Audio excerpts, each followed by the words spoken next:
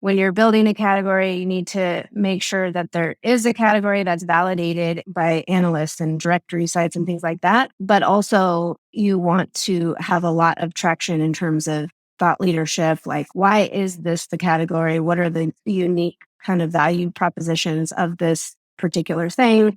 What are the pain points it solves? And then, of course, getting a lot of content around, because when you're generating a new category, you're also needing to educate buyers that there is a category that they can now budget for and why they should allocate budget for that. Welcome to Lenny's podcast. I'm Lenny, and my goal here is to help you get better at the craft of building and growing products. I interview world-class product leaders and growth experts to learn from their hard-won experiences building and scaling today's most successful companies. Today, my guest is Barbra Gago. Barbra was Chief Marketing Officer and Global Head of Marketing at Miro, where she helped build their global brand and create a whole new software category for the space. Before that, she was VP of Marketing at Greenhouse, where she brought the product to market and led their go-to-market strategy. And she was also Head of Marketing at CultureAmp, where she helped build their go-to-market plan and close their first 50 customers. In our conversation, we focus on 3 topics: creating your own category, when it makes sense to explore that, when to avoid it, and how to go about it; building your brand and rebranding when it makes sense to; and building opinionated software. I've never seen a post or podcast get as deep into category creation or rebranding, and I'm confident that you will learn something valuable from this podcast. With that, I bring you Barbra Gago. This episode is brought to you by Assembly AI. If you're looking to build powerful AI-powered features in your audio or video products, then you need to know about Assembly AI. Assembly AI is the API platform for state-of-the-art AI models that thousands of product-led growth companies like Spotify, Loom, and CallRail are using to infuse AI into their products. With simple APIs, developers and PMs can get access to powerful AI models for transcription, summarization, and dozens of other tasks that are fast, secure, and production-ready. All of their models are researched and trained in-house and continuously updated by their team of AI experts, which, for a PM, makes it easy to build and ship new AI-powered features. Product teams at startups and enterprises are using Assembly AI to automatically transcribe and summarize phone calls and virtual meetings, detect topics in podcasts, pinpoint when sensitive content is spoken, redact PII from audio videos, and way more. Visit assemblyai.com to try Assembly AI's API for free and start testing their models in their no-code playground. That's assemblyai.com. Do you want to reduce friction in your onboarding flow? Then let me tell you about Stitch, and that's Stitch with a Y. Stitch is on a mission to eliminate friction from the internet. They're starting by making user authentication and onboarding more seamless and more secure. They offer super flexible, out-of-the-box authentication solutions for companies of all sizes, from email magic links to SMS passcodes, one-tap social logins to even biometrics. Stitch is your all-in-one platform for authentication. Stitch customers have been able to increase conversion by over 60% after spending just 1 day integrating. And with their API and SDKs, you can improve user conversion and retention and security, all while saving valuable engineering time. Your engineers will come and thank you for using Stitch, because Stitch keeps you from having to build authentication in-house, and the integration process is super fast and super smooth. To get $1,000 in free credits, just go to stitch.com/Lenny to sign up. And that's Stitch with a Y. Barbra, welcome to the podcast. Thanks, Lenny. Excited to be here. Just to start off and set a little context for listeners, can you give us a 55-second background on some of the wonderful things you've done in your career and what you're up to now? Definitely. So I've spent pretty much my entire career in B2B SaaS tech, building and scaling through hypergrowth, oftentimes with disruptive technologies, kind of at the center of people, tech, future of work. I would say I helped bring products like CultureAmp and Greenhouse to market in the people space. Before that, I did some work in enterprise social networking in the Yammer days. And most recently, I was the CMO at Miro, where I also led the rebrand and kind of introduced that product to the world, which was very exciting. And you've got a startup now, so maybe we just mention that briefly, Oh, and then yeah. we'll talk about it at the end again. Yeah, what are you working on now? Yeah, and now I'm building a product which we'll see about the category, what it ends up being, but it's what we call an employee progression platform. So basically, from the work that I've done as a leader, building and scaling teams, and also the exposure I've had in the people tech space, I just have found that there's been a lot of tools lacking for leaders to really coach and develop their team in the right way, like creating enough structure and transparency into the process that creates accountability on both sides. So yeah, we're taking on the big goal of killing performance reviews. Holy moly. Cool. Very We're going to exciting. performance reviews, very exciting. It's true. We'll talk about that a bit at the end more. And there's a bunch of stuff I want to dig into. You have such a cool background and so many interesting experiences. The first is something that you mentioned just now, which is category creation, which I know is near and dear to your heart.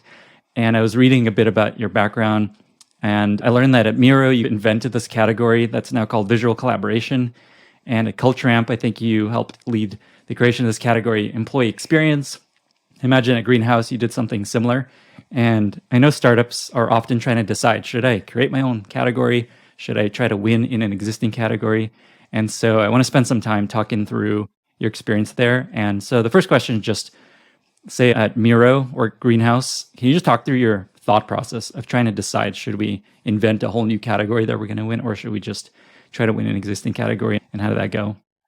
They're both great examples because in one, we did create a new category, and in the other, we tried and abandoned ship. With Miro, I think when I joined the company, there was this concept of an online whiteboard, which also is a category, but it's a much smaller category, and it's wasn't something that a lot of people searched for. And I think the biggest kind of motivating factor of thinking about category creation at Miro was, how do we become something really big and needed by every company, and not just this little thing that maybe product teams would use, or maybe engineering teams or schools or something like that. When you're thinking about category creation, it's really, for us, it was really about the scope of what we're trying to do and not wanting to be in something too small. And I think with Miro, the platform that it is, there is so much possibility. And I used to joke that it was like, even as a company, we were like the ever expanding universe. There's just so much to do there that online whiteboard was really small. Greenhouse is in the ATS category, which is applicant tracking system. And at the time, applicant tracking systems had a really bad name. I don't know if folks that listen to this know of JobVite or remember JobVite, and there were a lot of systems before that. JobVite had come in like the mid 2000s as like the new and improved ATS, and it was all about like social recruiting, but it was very transactional and it wasn't very strategic. And so we wanted to steer clear of the ATS space, even though we were an ATS. We can talk more about what we tried and what we ended up doing. But I think the main factors when you're thinking about category creation is really what budget companies have. If they have a budget, if they don't have a budget, companies did have a budget for ATS, for example. Until now, I don't think companies had a budget for visual collaboration, for example.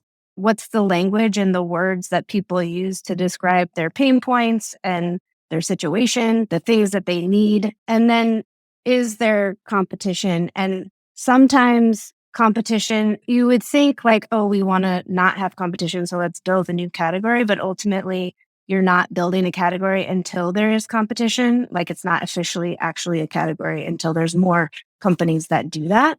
And that was like a big learning for me in this whole process of category creation, is that it's actually okay when new companies come in that say they're that category, because it's just validating the fact that there is a new category. So I think it's really if and when is really about what the overall objective is, and also what the current situation is with competitors and the space. The ATS market is still, the ATS market, for example. And Miro has created visual collaboration as a category, but also ticks off boxes for other categories as well. I have 1,000 questions I want to ask to dig deeper. Before we get in there, can you just define what is a category for folks that are just like, what the hell are you even talking about? What is a product category? What's like the high level way to think about this? When we talk about category, I think it's really what would be a good way to explore your space and your relevant categories would be to go to G2 Crowd or Software Advice or any of those type of review sites or directory sites and learn about how they've categorized products based on feature sets. And so within each industry, there's going to be a bunch of different types of categories. Those categories are typically products that solve, at least in B2B, products that solve like a certain pain point or set of pain points. And they can be very wide, like all in one and big solutions, or they can be narrow. There's like this all in one versus best in class, for example. And I think that's where the granularity of category comes into play. And then how big the market is obviously maps to granularity versus more broad. And when are you granular versus when do you go broad? But I think ultimately it's just a set of features or products that are solving a specific pain point that customers most likely have a budget allocated for. And then the category ends up, the way you use it is it's the way you pitch your product often. It's like the big part of the headline, part of the way you sell it. It's like you come back to this.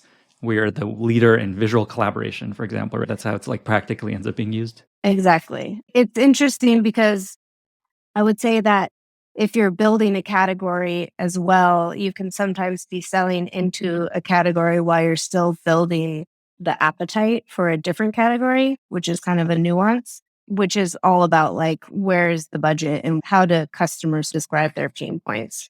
This reminds me, I was just trying to pitch my podcast in this little doc I'm writing. And initially I was like, oh, it's like a top 100 business podcast. And I'm like, no, it's the number one product and growth podcast in the world, which is true, but I created my own category. How about that? Yeah, there you go. Was that a good idea? I think so. The thing is, it's like when you talk about ICP for how you're going to sell your product and really build a repeatable sales process to scale that piece of your business. And the more specific the thing is that you're selling initially, obviously, you're going to have more relevant users. They're going to spread word of mouth, et cetera, et cetera. You can always expand that scope later, right? The category can also evolve. You mentioned Culture Amp earlier. The category now is people experience. Actually, when I was there, it was more about people analytics platform or people intelligence platform because we were providing a deep set of data that companies didn't have before. But that category has since evolved as their go-to-market has changed, as they've added new products to their platform and new features and things like that. To make it even more concrete for people, what are other examples of categories just like that come to mind that are either invented recently or just generally? In the early days, I was working on marketing automation, for example. So Marketo, now HubSpot fits into that, even though back then they were more of this inbound marketing platform / category. Performance management, which is the area of Pando. We've talked a lot about people products. I think Gainsight did a great job with the customer success platform. So this is like a different problem that they were solving within the organization for a group of them. The customer success team, basically, how are they going to make their customers successful? Awesome. Okay. Yeah. Customer success. So well named. Yes. Okay. So there's many benefits to try to create your own category, right? We're number one. That's one main category. Two is you can lead the charge on understanding or just like defining what's important. And I imagine there's other benefits maybe you could share, but there's also probably a lot of downsides. You mentioned oftentimes it doesn't work and just like ends up being a lot of wasted money. Maybe just talk about what are the reasons to pursue trying to create your own category and then some of the reasons you maybe shouldn't. Greenhouse is a great example to talk about a failed approach at creating a category. So I mentioned before the ATS or the applicant tracking system category at the time was just, it carried so much disdain. Like people had such bad experiences with that whole category of products, no matter what. They weren't strategic. They didn't help people be good at recruiting. It was just like a pretty terrible, very transactional experience.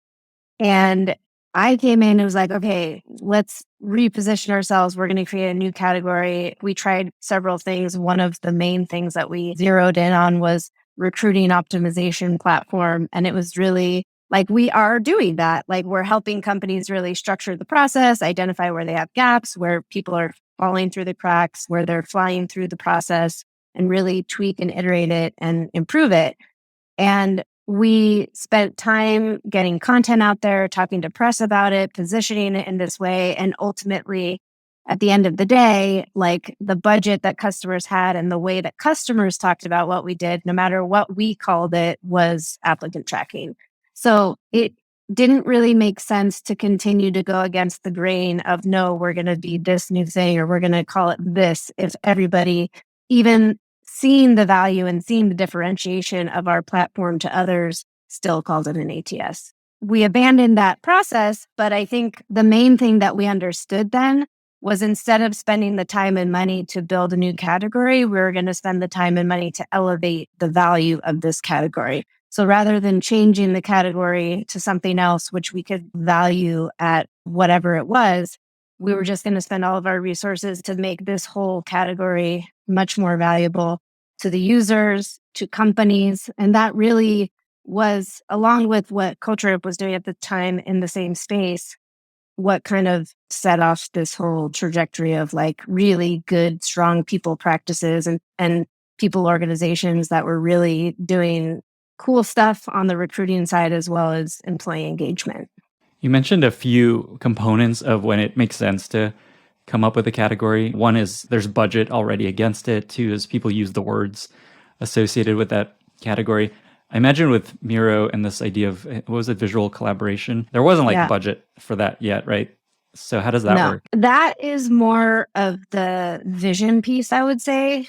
Like, sometimes you can have a vision that customers they don't have it yet, or they don't share it, but they can grow to share it. And they did in that case. And I think that with Miro, we still worked to optimize where we could in terms of the categories that we did fit into or how people talked about us. But it was also such a new format, and it was really kind of a disruptive product that didn't exist before in the enterprise, so that it was called a lot of different things. So it was much more like fluid, and people talked about it in different ways. And this was our way of hearing the feedback about how people talked about it as like online whiteboard, or lots of jobs to be done were framed mind mapping platform or diagramming or whatever, like all of these little things. And so visual collaboration was our way of kind of like putting a nice bow around this thing that could then be an enterprise product that solved a lot of different problems for a lot of different use cases and different types of users. So like, we started out selling and having a lot of users that were in product and in engineering and teams that were used to using whiteboards anyway, and then needed to do it in a distributed way, but very quickly kind of packaged different types of jobs for like HR teams or marketing teams or design teams and pretty much anybody in the organization. But it needed to all come together cohesively. Otherwise, it was like everybody in the org just calls it a different thing because they use it in a different way. Part of what I'm hearing is that you don't stop working on the other kind of categories that it already sits within and just keep optimizing those, but in parallel start to try to pull together, hey, there's this bigger vision of where this could be. Does that sound right? I think so. And it's really where you get the inputs from like your customers and your users. We heard all these things. Miro had a big, like, we did a lot of content marketing. That's a big piece of doing category creation generally, I would say. But there's a lot of different ways that people talked about it. And so that's an opportunity to actually come and say, okay, here's what it is, because no one knows. And it's all of these things, and all of these things together equals this now. And then that kind of created momentum where other companies started thinking like that. And then they started tagging themselves as that category as well. And then you had a category of multiple companies now that were doing similar stuff. Yeah, absolutely.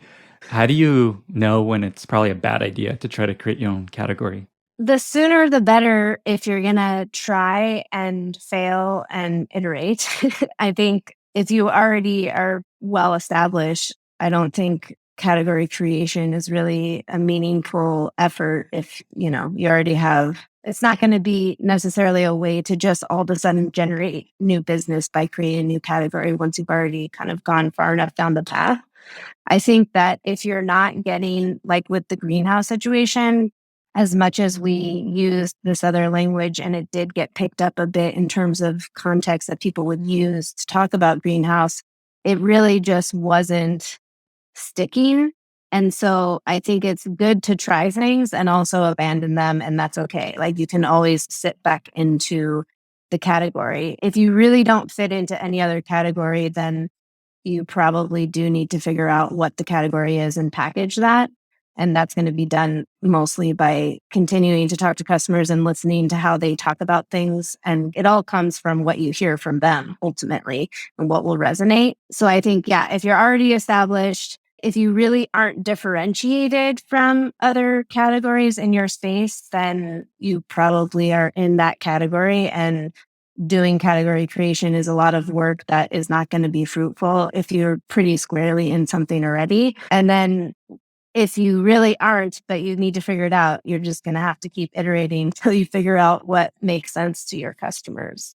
For founders who are listening to this and they're just like, oh, this sounds interesting. I want to try to think about a new category maybe for my product. Can you just talk about kind of the mechanics of going through this process of trying to decide what category it should be called, how to roll it out? Anything you could share about just like the tactics of creating a category? The main thing, which we've talked a little bit about already, is really understanding your customers and their pain points and how they talk about things. All of my best marketing and positioning literally comes from having a million conversations with customers and listening to how they solve problems and how our system helps them solve problems and what they're doing and how they talk about stuff.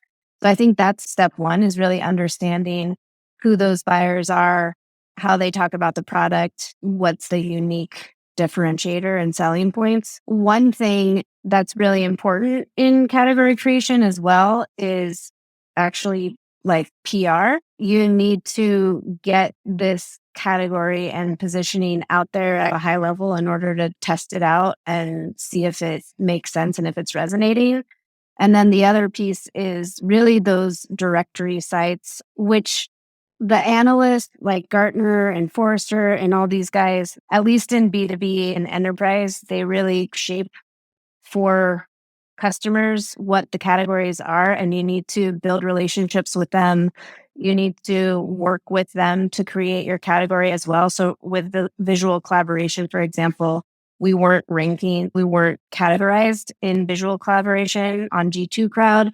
And we had to meet with them and explain what it was and talk to them about the differentiation of this category versus other categories in terms of features and all of that kind of stuff so that they could understand how they would differentiate this category from another category. So I think those are really good sort of channels to look at. And then tactically, it's a lot of content marketing and a lot of thought leadership. When you're building a category, you need to make sure that there is a category that's validated by analysts and directory sites and things like that. But also, you want to have a lot of traction in terms of thought leadership. Like, why is this the category? What are the unique kind of value propositions of this particular thing? What are the pain points it solves? And then, of course, getting a lot of content around, because when you're generating a new category, you're also needing to educate buyers that there is a category that they can now budget for and why they should allocate budget for that. Sounds like a hell of a lot of work. It's a lot. I'm curious, what percentage of, say, B2B companies do you think should pursue creating a category? Is it like almost none, or is it like a meaningful percentage? It goes in waves with like the tech innovation. So for example, when there was the whole first web wave, and then there was this whole social enterprise and like consumerization of IT was like a big kind of change in how technology occurred in the workplace. And a lot of new categories came at that point. So I feel like it's less about a raw percentage and more about general kind of inflection points that are happening. that are causing the need for this. And I think COVID, for example, and this very quick shift to distributed work was one of those type of inflection points that has changed a lot. Like a new category that has grown extremely fast is, and I don't even know exactly what they call it, but it's these employment platforms like Deal and Oyster that have cropped up and grown significantly fast, and also have created a new category where there was already the ability to hire people in all of these distributed places, but you had to find a company in that place that would then hire the people. And then, of course, they created these platforms where, hey, here's the system. You can manage it all here. We'll go and build all those relationships on the ground. And now you have a new category with 4 or 5 companies just in the last 3 years that have cropped up. So I think it's more about what the market demands and what's happening in the market rather than whether or not one company it makes sense for, if that makes sense. Yeah, makes sense. Depends on where the tide is pulling everyone. I think that makes a lot of sense. Exactly. Yeah. Maybe one last question about category creation. So on the surface, there's this binary choice. Either try to become the best ATS platform, or we're not ATS, we're employee recruiting automation. Is there a middle ground? Do you have to go one or the other, or is there some kind of in-between route? Maybe positioning a little bit differently, or how do you think about that? There could be some middle ground. I would say for Pando, for example, performance management is a very established category that we technically fit into. And also there's a line item on the budget and people have money to pay for performance management. But we're sort of introducing this concept of employee progression, which is more of a long tail strategy. So while we want to educate the market and build this new category of employee progression, because it's related to the differences between what we're doing and traditional performance management, we're still going to rank ourselves in directory sites, for example, or categorize ourselves as performance management and talk about performance management and sell to companies that are looking for performance management. But ultimately, we want to shift everybody's mindset and change the category. So it's not necessarily one or the other, but I do think the investment is high if you want to build a new category. And we're committed to an investment of time and thought leadership and content and all of that stuff. But it's also not our strategy right now to go and create employee progression and own and dominate this. We're going to work our way up to that over time. Got it. That connects to what you talked about with Miro. It wasn't like we're switching. We're now visual collaboration.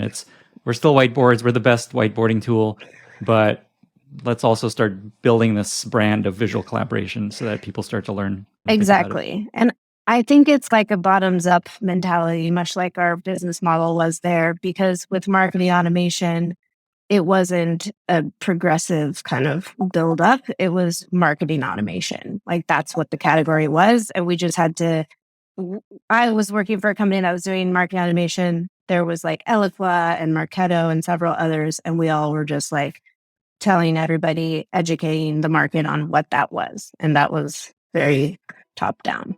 Awesome. This episode is brought to you by Vanta, helping you streamline your security compliance to accelerate growth. If your business stores any data in the cloud, then you've likely been asked or you're going to be asked about your SOC 2 compliance.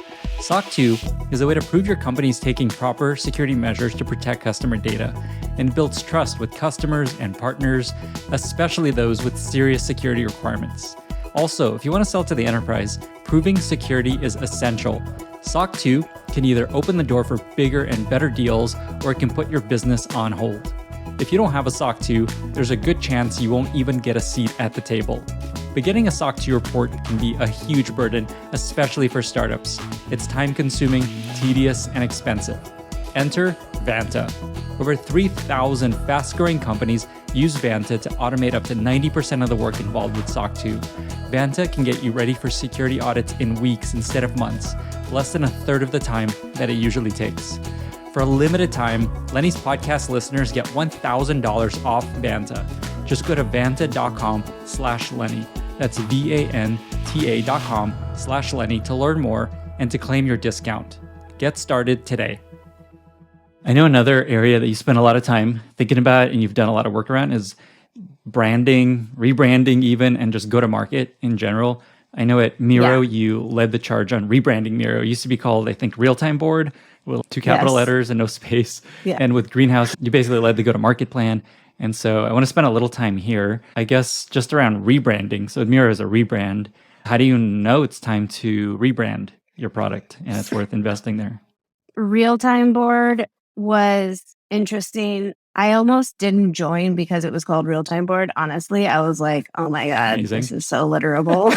Why? I was walking the dogs with my husband. I'm like, am I really going to join a company called Real-Time Board? Like this, can this be a big company with that name? Like I was really concerned about it. And ultimately, I spent more time with the leaders there and I was like, okay, I think they'll be open to changing the name. So I think there's like a maturity piece. Like a lot of companies are started and you just come up with a name and you don't put a lot of thought into it. And then you grow to a certain level. At that time, I think we were 1 million users, maybe like a couple million in revenue. So it was very early days. You had a name, you came up with it, you got the website, and then the business grew. And at some point, can it be as big as we want it to be, as we think it can be with that name? And I think that was my biggest thing with Real-Time Board specifically. It was so literal and matter of fact. And the product itself had so much more potential than the name was doing justice for. So I think at some point, it's common for companies to do a rebrand, like once they go into scale mode before you have too many people and before you invest too much, obviously, in building that brand. So I think the sooner the better, like rebrand before I even joined. Will they let me change the name was my criteria for joining. And I would say in general, the sooner the better, but obviously after you know that you have product market fit and you have something to scale. So you don't want to invest too much in a brand that isn't going to get you as far as you want to get if you're going to obviously scale. I was going to ask you what it took to convince the founders to rebrand, because that's often a big challenge, but it sounds like that's part of your employee agreement. I will join if we give me the right to explore this. They were pretty receptive to it. The company was not US based. I had spent my whole career in Silicon Valley, a lot of time with brand and kind of inbound and community focused brands. So they were pretty receptive. It was not that hard to convince them, which was great. I think the scary part for them and many people was just there was some equity. They did have advocates, like how would this impact the people who really love the product right now? And so one of the things that was really important as we sort of transitioned was that we kept as much of the essence of the initial brand. Before, the logo was like a Post-it and then Real-Time Board. And so that Post-it, for example, that yellow became the new M that we used. And we actually proposed a hot pink M initially. And the yellow M was okay, we don't want to go too far from the Real-Time Board with the yellow Post-it. And this was a way to kind of nod to the early base of customers and keep something that was pretty standard and pretty core to the initial sort of brand and name. Looking back, do you think that was worth the effort and time to worry about those folks? Yeah. Okay. Yeah. Oh, the early folks, we definitely got feedback from along the way. Like we did case studies throughout the process. We got feedback on logos. We got feedback on brand and designs. And there were plenty of people who were like, I like Real-Time Board. It's straightforward. They loved their product. But ultimately, we kept many of them informed and we really involved them in the process to the degree of not slowing us down, but still getting feedback, because we did all of this in a very short period of time on top of it. And I think, yeah, it was worth it because they felt really good about the outcome as well. And a big part of rebranding also means that you have to bring the whole company along too and make sure they feel really good about the outcome. And that was probably one of my big takeaways is just at that time, we were already about 100 people. So it wasn't like a super small company. And everybody had thoughts and feelings. And the company had been around for quite a long time before that. So it was like a big change for many people. Any other learnings from that experience about just going through a branding or rebranding? Maybe just focusing on rebranding. Any other learnings for future rebranding efforts? So rebranding is just like the visual aesthetic. And I think that's important to make sure you can transition in a way that you're still nodding to the original things, but you've reinvented it or transformed it in a way that makes more sense for where you're at and where you're going. If you're changing the name, it's way more complicated because everybody has to be involved. Legal, all the contracts, the website, the product, like all the links. We changed our URL, like everything changed. And so I think it's really important that you have to mobilize and align and have a very clear vision about the process and the steps and be very transparent about it.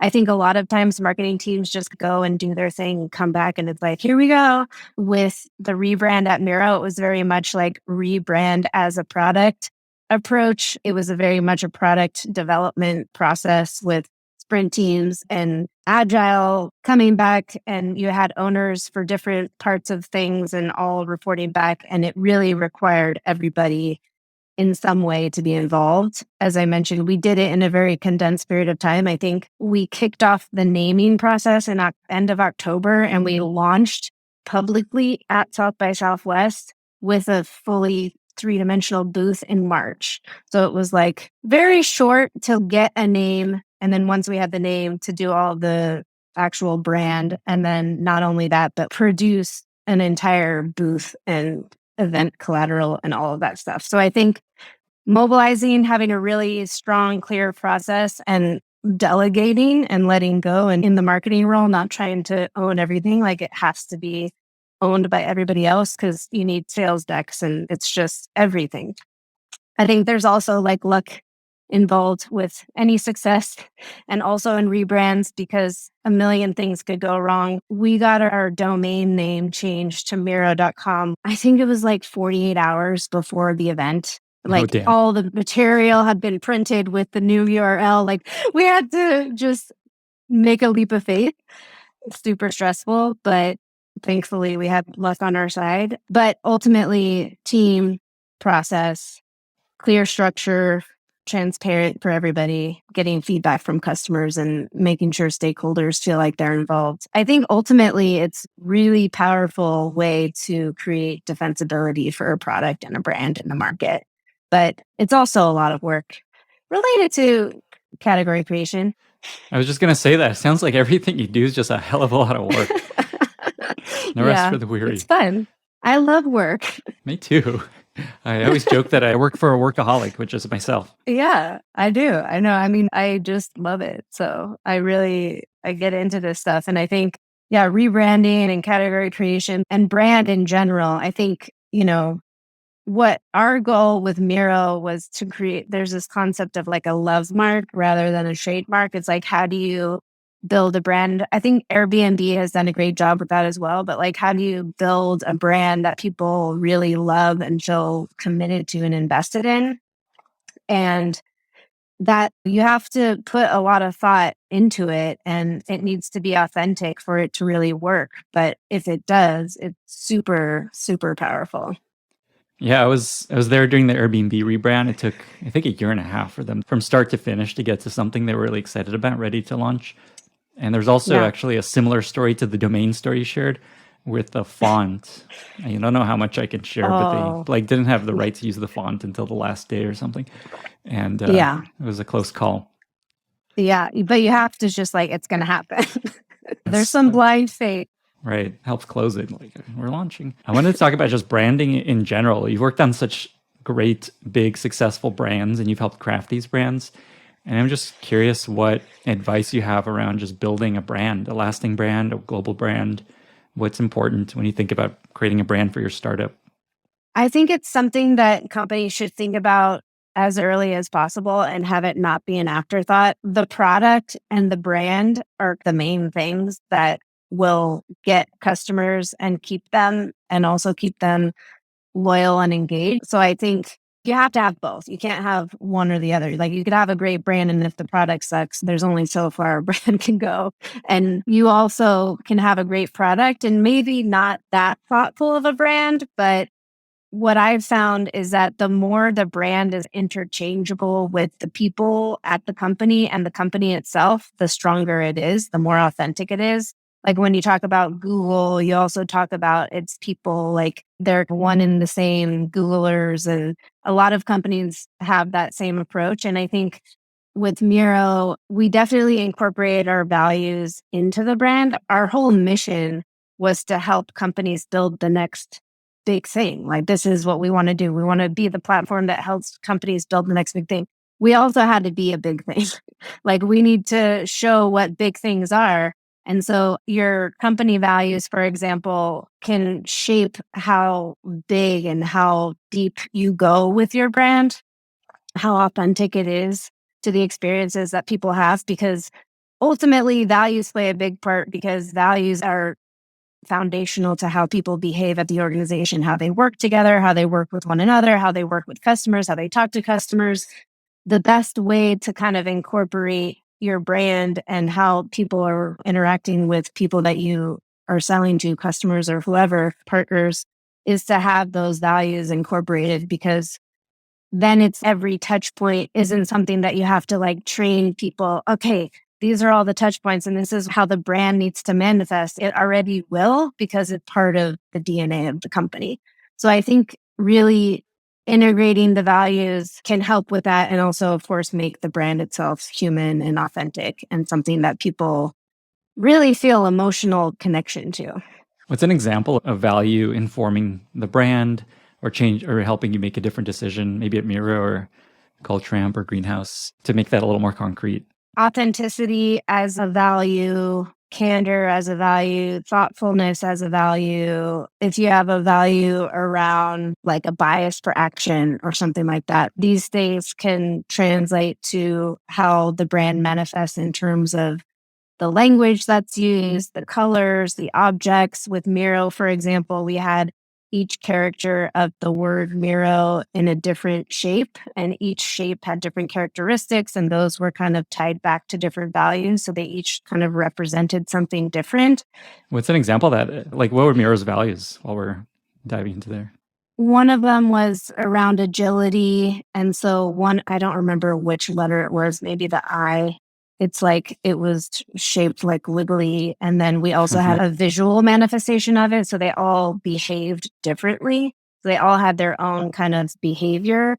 And one of the things that was really important to us is that we were creating like a visual system or a visual language so that people that were from different parts of the world working together could understand each other without necessarily speaking the same language.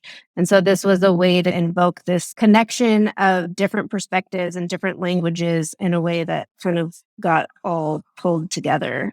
Got it. Cool. There's a lot there. Like the way you all visualize the values, we're using the name Miro. And I imagine there's 4 values then. Yeah.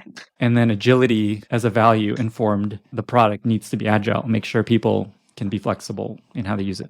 Definitely. How we build the product, how people around the product act, and then that shape itself was like agile and moved. That's awesome. Agilely. Yeah. I love that. Were you there for coming up with the values? People are always wondering, just how do we come up with our company values? Do you have any insights into just developing company values? We did iterations of it while I was there. They already had a stake in the ground. What I have done in the past with values is we just did an exercise with my leadership team, for example, where we did a workshop format. We actually used Miro, where everybody just like brain dumped their ideas around values. And then it was, okay, from there, let's group them into themes. And then from there, let's vote on the most important things. And then from there, how do we start to articulate and define these things? Ultimately, coming up with the definitions is not really something you can do as a group, because it's just not very productive. It's better if somebody who knows how to write well can come up with the first stab of the sentences, if it's operating principles, if it's values, and then get feedback on it. But you can get everybody's input and kind of make the process pretty structured by doing something like that, where it's like brain dump, group, vote, and then you have like your short list of things that you can then work to define. Awesome. Maybe one last question around brand. People that aren't, say, in marketing, hear brand and it's, okay, it's like this fuzzy thing that I feel about our company. When you think about creating a brand, what are the bullet point things that you come up with. There's like a logo, there's color palette. Can you just talk through what is a brand when you're creating a brand and building a brand? What are the elements of it? So all of those things that you mentioned, I would say the logo, the colors, the fonts, all the kind of general aesthetic. Do you have photography? Do you use illustrations? Is it all illustrations, all graphics, whatever? You decide those things. You need to understand like what the voice is of the brand, how the brand sounds when you write things, when you market it, how people talk, all of that stuff is part of the brand. If you want to build a brand that's really like scalable, you think about it more as a system, like a brand system. So this is creating things that, like with Miro, for example, we had the letters and we had the colors and we had these concepts of agility and I don't remember all of them off the top of my head, but all of these different concepts that then were represented by different shapes or different colors that could be used in various forms. So it's really like, how does it become an extension of all of the different things that you're going to be doing visually or when you talk to customers or how you present the product, et cetera. And all of that combines to this feeling you get eventually from the brand, right? Like all these things create that fuzzy feeling. Yes. Yeah. It's interesting you to remember all the values at Miro. For the Airbnb, I'm just like, I will never forget the Airbnb values. They've been so drilled into our heads. Yeah, it's because they were too long. It was something that we were constantly working on because they were like too long and there were too many things in them to remember. That was the problem. That's a great learning there. Make them simple. Yeah. But also don't make them generic. Yeah. It can't be generic, but also can't be too much that nobody knows what they are. Like they need to be simple and straightforward and easy to remember. Yeah. And potentially illustrated with your company name. That's a really cool idea. Exactly. Yeah. Last topic I want to spend a little time on is something that I know you're really passionate about, which is this idea of creating opinionated software that has clear opinions about how you should be using it and how you should be doing your work. And so maybe as a first question, just what is opinionated software? What's important about it? Opinionated software is basically software platforms that essentially have either best practices or maybe some rules integrated into the system. You have systems that you can customize any which way and however you want. And then you have other systems that enforce a certain way of behaving or doing work, as you said. And so I think probably a pretty well-known example for your audience, especially, is Atlassian really building tools for like agile workflows and agile teams. And Greenhouse is another example from a recruiting perspective in terms of what we called structured recruiting. And there was a very specific sort of way to create a pipeline, build an interview kit. And all of that was important because it made recruiting better and more transparent and obviously less bias and all of those things. So it's principled, I would say. It's anchored in some values. And because of those values, there will be certain rules that are built in that you can't really work around. Do you have any advice for when it makes sense to be very opinionated about how you make people use your product and do the thing they're trying to do versus just like optimize for flexibility? I mean, I think Atlassian kind of built around a process that was already happening and growing momentum. And it was like, okay, let's build a solution to enable companies to do this with technology. So there was already a process that didn't have a technology integrated. And then with Greenhouse, it was like, there's a better way to do it. And this is how it should be done. So I think there's two different approaches. Either find a process that just doesn't have technology that is a best practice or a growing best practice. I think the same thing happened in like DevOps with many different tools. And then Greenhouse, which is more like, what are companies missing? How can they do it better? How can we train them and teach them a better way? And then, by the way, our software helps you do that. With the product and company you're building now, are you looking to make it very opinionated and here's how you should be doing performance reviews, or how are you thinking about it? Yes. We are. It is opinionated, and it's opinionated because the current way that performance reviews happen are full of bias and there's a lot of problems with it, it's like the best thing that companies can do. And therefore they continue to do it. But that just perpetuates a lot of issues. The reason that companies have to go and look at compensation data and fix pay gaps is because they have systemic problems with how people are promoted and progressed in the organization. So they're recruited in a certain way. They may or may not be developed. And then they're evaluated on their performance, which ultimately results in compensation and what people are paid. And that, as we know, there's plenty of problems. So companies are fixing this compensation issue by like updating the comp every year, but that doesn't fix the systemic problem. And so, yes, we have opinions about how to fix the problem and therefore are building a system that when it comes to performance evaluation, employee progression, we require companies to be more transparent about the levels at the company, the expectations for different levels and competencies. And we create accountability both on the employee and the manager side. But it's also like the right thing to do. Employees should feel that they're evaluated fairly, and without a system kind of enforcing some of these things, it's just there's too much subjectivity in the process to make it good unless you really do a lot of work, which most companies don't do, to create the right system. You don't have to use a platform to do it, but if you don't do the work anyway, you won't have the outcome that you want, which is people feeling good about their career and paid fairly. Yeah, I found performance reviews to be one of maybe the most powerful tool as a manager to change the way people operate, help them improve, make them fulfilled and happy with where things are going. It feels like that's the Yeah. core of management is the performance review cycle and giving people feedback on how they're doing and then continuing to come back to here's where you're underperforming, here's what it'll take to get to the next level. So Yeah. I'm excited about what you're working on. Thank you. We've reached our very exciting lightning round where I'm going to ask you 5 rapid fire questions and you just tell me what comes to mind. We'll go through it pretty fast. Does that sound good? Yes. Okay, awesome. First question, what are 2 or 3 books that you recommend most to other people? Definitely Radical Candor. We give this out to customers. It's really good for management and best practices around giving feedback. I love The Art of War just as like strategic thinking, and then not work related, a book called Kafka on the Shore. It's one of my favorite Murakami books that I highly recommend. What is that one again? Kafka on the Shore. Kafka on the Shore. Wow, cool. I haven't heard of that. Yeah. Awesome. We'll link to these in the show notes. What's a favorite other podcast than the one you're currently on? I love Cautionary Tales. I don't know if you know this one, but it's a great podcast that basically identifies and tells stories about the mental mindsets that we're in and the biases that we have, and then like historic events that have happened and just crazy things that have resulted from things that we do as humans because we're biased. Irrational Humans. It's really good. Yeah. What's a favorite recent movie or TV show that you watched? I watched Sandman. I don't know if you've heard of this. It's I've heard of based it. off of it's based off of like an 8-part graphic novel series by Neil Gaiman. It's really good.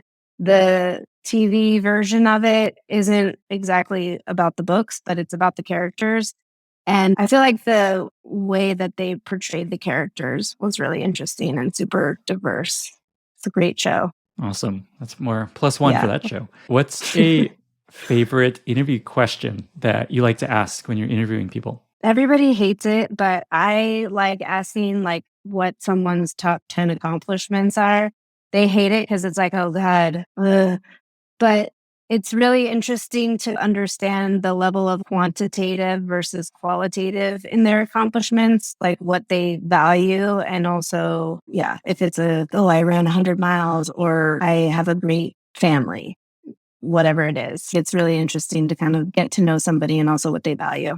Who else in the industry do you respect most as a thought leader or just influence on your career or life? Early days, I really appreciated Nancy Duarte. She is based in the Bay Area. She has an agency called Duarte Agency. She does a lot around storytelling and visual communication. She's been really great for me just in my career as a mentor. I've worked with her a couple of times, but also just following all of the work that she does. She's amazing. Awesome. I remember learning about her when Al Gore did his TED Talk, and her whole agency was Yes. yeah. Yeah. And she's done like an incredible thing with her agency because they started as making presentations more visually appealing. And then it migrated to storytelling. And then it's evolved to like change management and how to use story for driving change. And she's also evolved the agency so much over the years as well. So it's really, yeah, she's done a lot of impressive work. Barbra, thank you so much for being here. This was amazing. 2 last questions. Where can folks find you online if they want to reach out and learn more? And how can listeners be useful to you?